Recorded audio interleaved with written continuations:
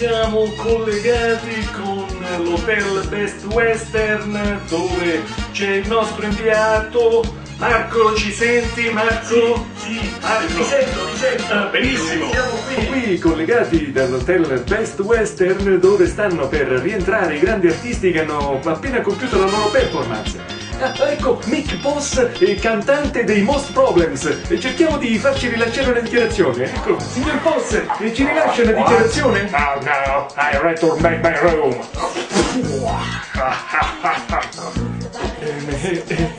No, ha detto che gli dispiace ma è molto stanco.